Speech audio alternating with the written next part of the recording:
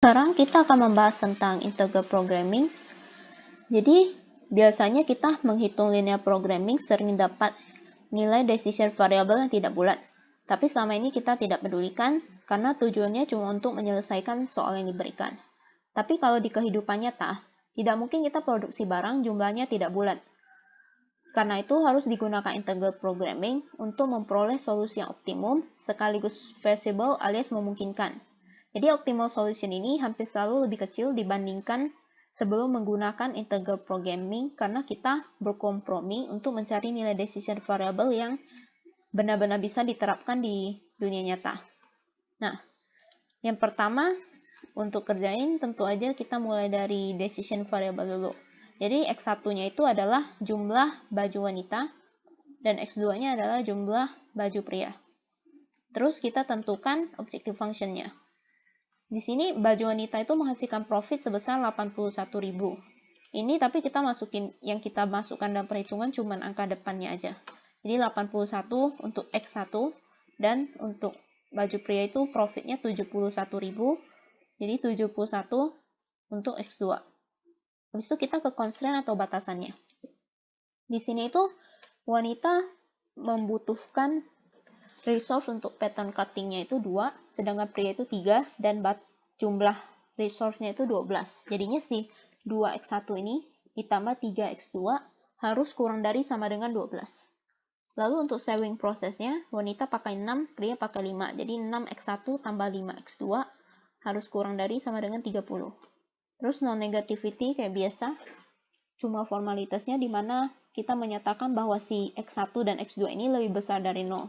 Jadi ini kan benda, nggak mungkin nilainya negatif, pasti positif. Makanya X1 sama X2-nya lebih besar dari sama dengan 0.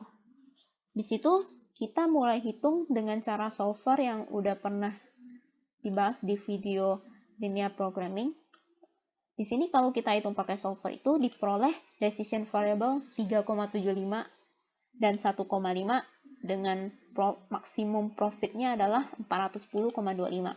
Kalau di soal biasa ini udah jawaban akhir, udah selesai. Tapi di sini kan nggak mungkin kita produksi baju wanita 3,75. Terus baju prianya kita bikin 1,5. Tidak mungkin produksi barang setengah-setengah. Makanya kita harus cabangkan supaya bisa dapat angka yang bulat.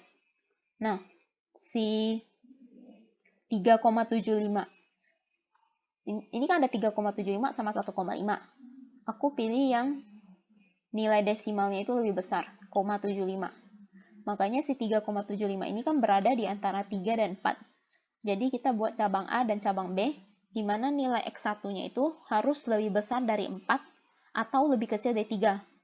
Karena kalau enggak, ya nilainya bakalan tetap 3,75 lagi. Nah, jadinya cabang A itu kita tinggal kopas saja si sisi kirinya semua, decision variable sampai constraint. Tapi beda kita nambahin constraint 5, yaitu X1-nya lebih besar daripada 4. Habis itu kita hitung pakai solver cara biasa, dan kita peroleh nilai decision variable-nya X1 4, X2 1,2, dan maksimasi Z-nya itu 409,2. Ini kan si 1,2 itu nilainya masih koma, tidak bulat. Jadinya kita harus cabangkan lagi. Ini kita pending dulu, intinya dia harus dicabangkan. Kita ke cabang B. Cabang B itu juga sama, kita kopas semua dari decision variable sampai constraint yang di perhitungan pertama, dan nambahin constraint 5 yang menyatakan kalau X1-nya itu kurang dari sama dengan 3. Jadi yang ini yang lebih dari 4, yang ini yang kurang dari 3. Misalnya hitung pakai solver, kita dapat hasilnya itu X1 3, X2 2, dan Z-nya 385. Ini kan udah bulat, artinya X1 dan X2-nya itu sudah feasible. Karena udah feasible, kita lanjut ke si yang ini, yang cabang A tadi harus dipecah jadi cabang C dan cabang D. Di mana nilai si X2-nya harus lebih besar dari 2 atau kurang dari 1. Soalnya 1,2 itu berada di antara 2 dan 1.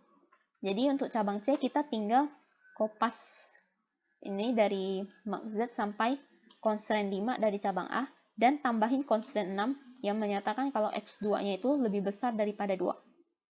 Terus kita hitung pakai solver, dapat hasil X1, X2-nya, dan Z-nya itu segini. Terus kita lihat kan, kita bandingkan constraint-nya semua udah terpenuhi belum. Dari constraint 1 sampai 4 itu udah sesuai.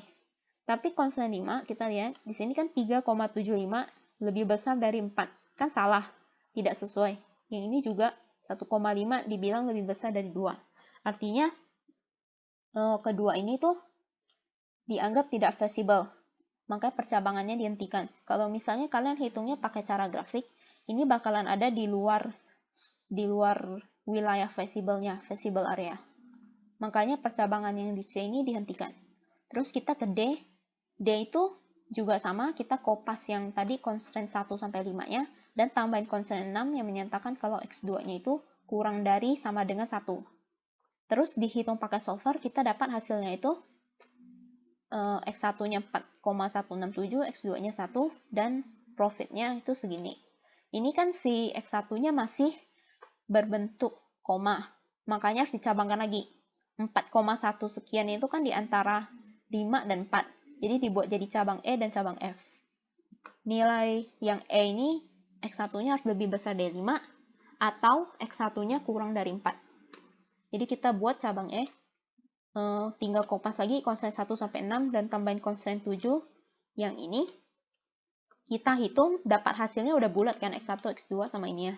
Berarti solusinya sudah feasible.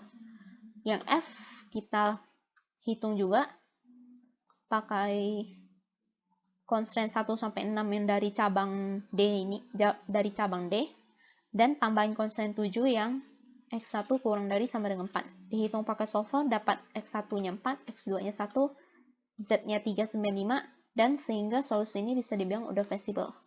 Terus, kadang ada dosen yang minta digambarkan percabangannya.